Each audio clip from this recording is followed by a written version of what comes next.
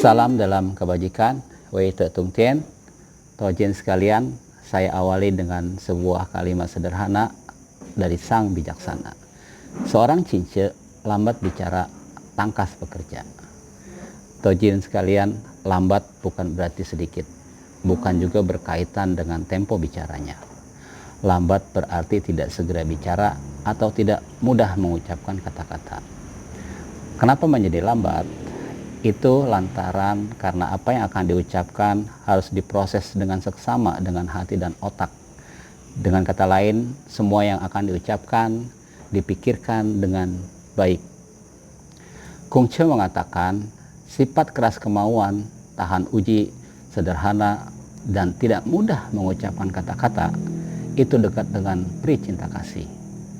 Maka menjadi jelas bahwa lambat yang dimaksud di sini adalah hati-hati. Lambat bicara berarti hati-hati dalam bicara. Hati-hati berarti dipikirkan benar-benar sebelum kata-kata itu diucapkan atau dituliskan. Dalam Len I jilid 12 pasal 3 tersurat, Sumagyo bertanya tentang cinta kasih. Kung Che menjawab, seorang yang berpri cinta kasih hati-hati dalam bicara. Mengapakah hati-hati dalam bicara dapat dinamai berpri cinta kasih? Kung Che menjawab, melaksanakan sesuatu itu sukar, maka dapatkah orang tidak berhati-hati dalam bicara? Tojin sekalian yang terkasih, selain melaksanakan sesuatu itu sukar, bahwa kata-kata yang sudah terlanjur diucapkan tak dapat ditarik kembali. Sebagaimana dikatakan, kata-kata yang sudah lepas, 4 ekor kuda tak dapat mengejar. Lebih dari itu, selain tak dapat ditarik kembali, bahwa kata-kata yang sudah diucapkan mudah tersebar kemana-mana. Inilah yang berkaitan dengan pepatah mengatakan banyak masalah timbul karena ucapan. Apa yang kita makan masuk ke mulut dapat menimbulkan penyakit, dan apa yang kita katakan yang keluar dari mulut dapat menimbulkan masalah. Dan pepatah lain mengatakan, mulutmu harimaumu. Jangan juga terkecoh dengan ungkapan yang mengatakan sedikit bicara banyak bekerja, karena ini konteksnya berbeda. Lambat bukan berarti sedikit, karena sedikit atau banyak bukan persoalan selama itu dilakukan dengan hati-hati. Lebih dari itu, mengartikan lambat berarti sedikit menjadi tidak berlaku bagi orang yang dalam kaitan tugas dan pekerjaannya memang harus banyak bicara.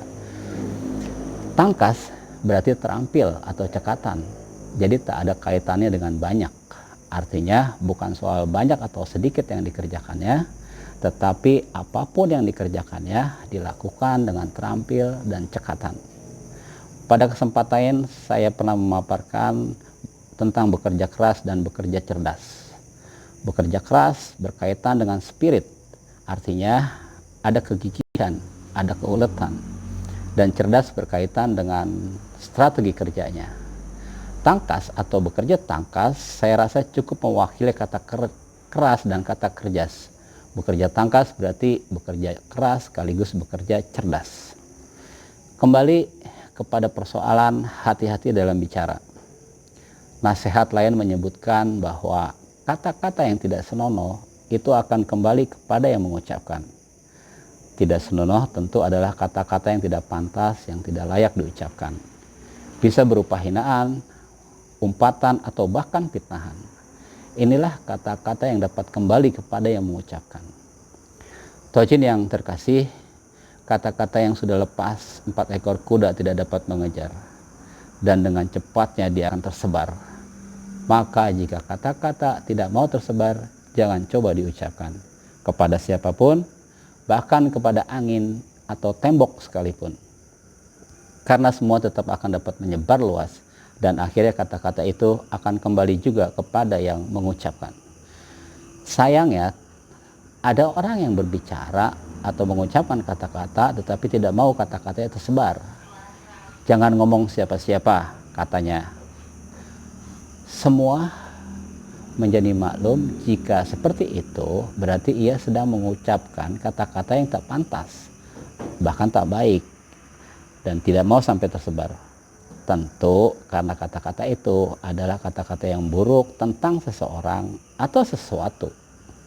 Karena jika yang diucapkan adalah kata-kata yang baik, tentu tidak akan ada perintah jangan bilang siapa-siapa.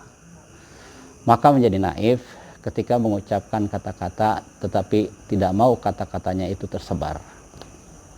Kungce bersabda, sang susilawan berdiam di kamarnya dan mengirim kata-katanya keluar. Kalau kata-kata itu baik, biar berjarak di luar 1000 li akan mendapat sambutan juga. Betapa pula kalau berjarak dekat. Sebaliknya, diam di kamar dan mengirim kata-katanya keluar. Kalau kata-kata itu tidak baik, akan menimbulkan pertentangan atau tentangan meski berjarak di luar 1000 li. Lebih-lebih yang berjarak dekat. Pekerjaan dimulai dari yang dekat, akan nampak sampai kepada yang jauh. Kata-kata dan perilaku adalah sendi dan alat pelontar dari sang susilawan. Gerak daripada sendi dan pelontar itu akan menentukan orang itu mulia atau hina. Dengan kata dan perilaku itu, sang susilawan menggerakkan langit dan bumi. Bolehkah tidak berhati-hati? Demikian tersurat di dalam Babaran Agung Kitab Perubahan bagian A bab 8 pasal 42. Kata-kata yang diucapkan adalah hasil olah pikiran. Menjadi cepat atau lambat keluarnya tergantung berapa serius orang itu mau mengolah memikirkannya. Kata-kata yang kita ucapkan juga berkaitan dengan respon kita terhadap kata-kata yang kita dengar dari orang lain. Pada kondisi inilah orang sering terjebak dan terpancing cepat mengucapkan kata-kata atau pendapat, lebih-lebih jika situasinya adalah sedang berdebat atau mempertahankan pendapat. Emosi dan ego sangat berperan di sini. Tojin sekalian yang terkasih, ada lagi kata-kata yang diucapkan tanpa ketulusan dan kesungguhan, tanpa sekedar basa-basi atau sekedar celotehan untuk memecah sunyi. Tak jarang kita dapati basa-basi untuk memecah sunyi malah menyakiti. Sering kita jumpai pujian ditangkap sebagai sindiran oleh orang yang mendengar. Begitulah jika ucapan tidak disertai dengan kesungguhan dan kesuluhan dari dalam. Maka jangan heran jika hasilnya bertolak belakang. Tojin sekalian, jangan juga terjebak dengan kalimat diam itu emas. Karena diam tentu ada waktunya, bicara ada waktunya. Diamlah pada saat diam dan bicaralah pada saat seharusnya bicara. Kungce bersabda, melayani seorang pemimpin ada 3 kesalahan yang mudah terlakukan. Berbicara pada saat belum seharusnya bicara, inilah yang dinamai lancang. Di dalam hal yang seharusnya tidak harusnya bicara tetapi tidak mau bicara, inilah yang dinamai menyembunyikan sesuatu. Dan berbicara sesuka hati tanpa memperhatikan wajah, inilah yang dinamai buta. Tersurat di dalam Len-i jilid 16 pasal 6. Semoga bermanfaat. Salam dalam kebajikan. Wai Te Tong Tien.